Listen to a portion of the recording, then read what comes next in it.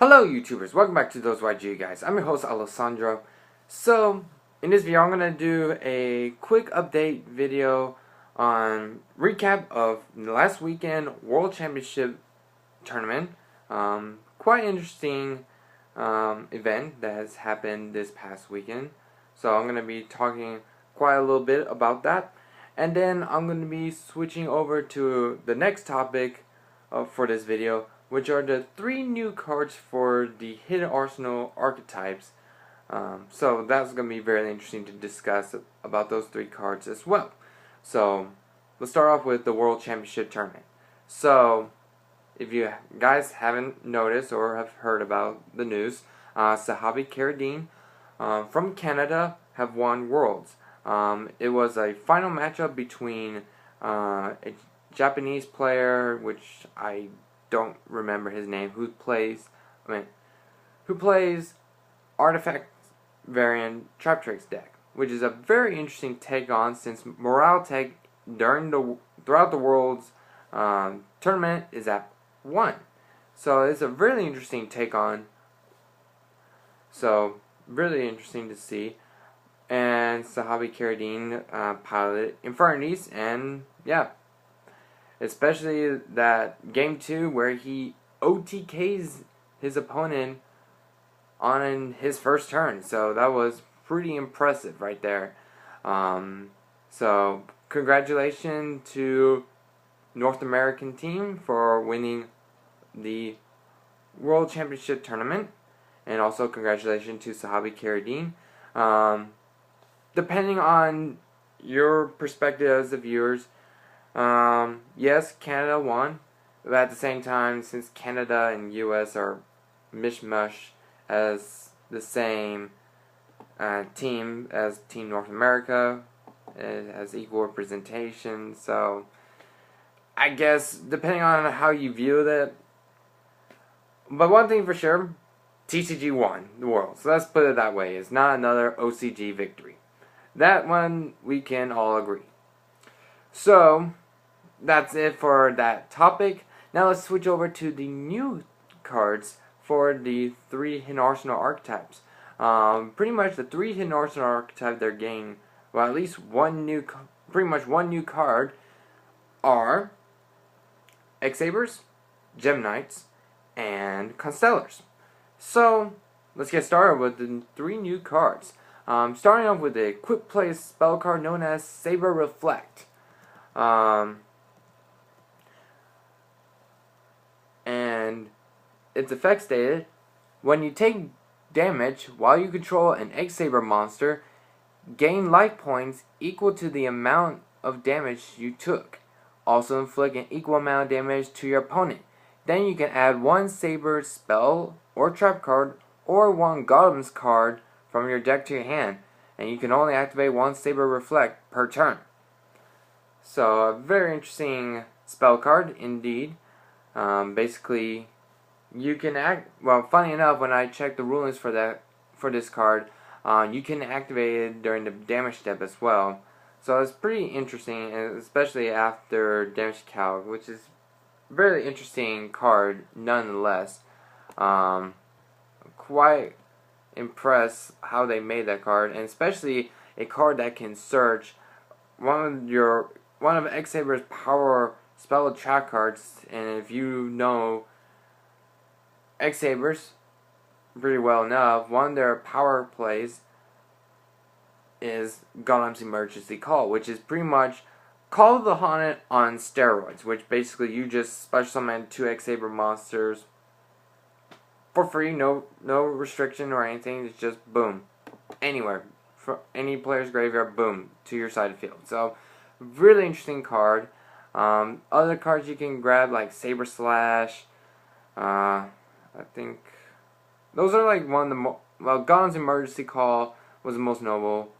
Let's see, there's Saber Slash, and then there's Saber Hole, which is kind of like Solemn Warning or Blackhorn Heaven, like for X-Sabers. So interesting take on. So pretty cool new support for X-Sabers. Up next we have Absorb Fusion, which is a normal spell card. Basically what what it does is basically add one Gemini card from your deck to your hand. Then you can fusion summon one Gemini fusion monster from your extra deck by banishing monsters from your hand or your side of the field as fusion materials. You can only activate one absorb fusion per turn, and you cannot special summon any other monsters during the turn you activate this card except Gemini monsters. So very interesting spell card. Basically you can search for any Gemini card you want. It could be a monster, but realize that it's not restricted to monsters. You can also search for a Gemini spell card as well, like Gemini Fusion, one of their key components for the deck. So that's pretty interesting right there.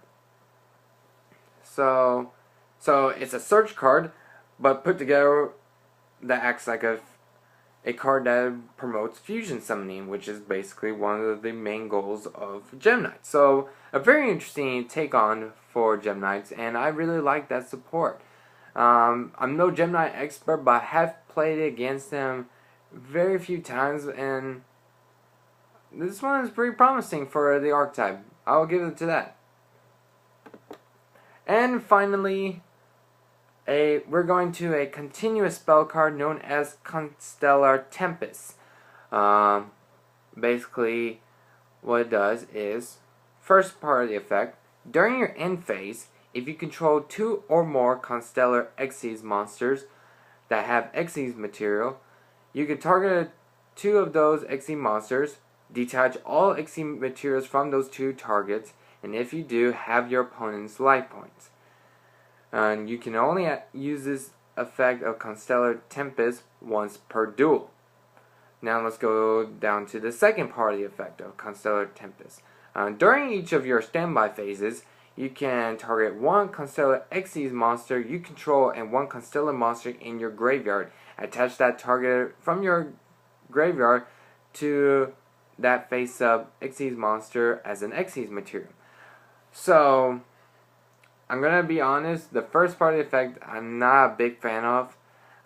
Basically, if you control 2 Constellar monsters with Xyz material, you should be like in a good position of the game.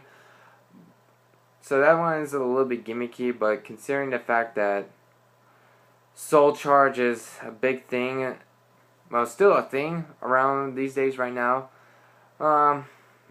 maybe, I don't know. I'm still not a big fan of that first part of the effect.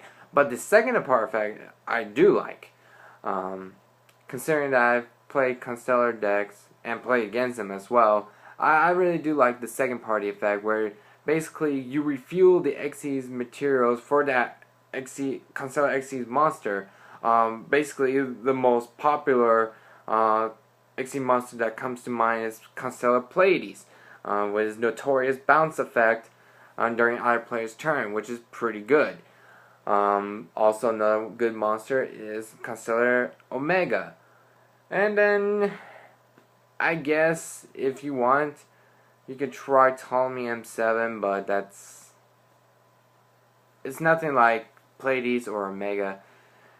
And to a certain extent, if you play against a deck that doesn't rely on using spell or trap cards to destroy your monsters, but pretty much bring out big beaters and run over your monster, you can also refuel Constellar Praespade, which gives your Constellar monster 1,000 attack boost when it battles, either during your opponent's turn or your turn. So, either way, that part of the effect I really do appreciate. So, all 3 of the new cards I really do like. Basically, all 3 of them are from the OCG pack known as the Raging Masters, I believe, which have been released on the 9th of August, so not too far off, actually. So, leave a comment down below what you guys think. What are your thoughts on Worlds as a whole, and especially the 3 new cards I've discussed? So, leave your thoughts. I like to hear your own thoughts and opinions. And pretty much that's it, all I have to say. So, stay tuned for more Those YGO guys. And I'll see you guys later. Take care. Bye-bye.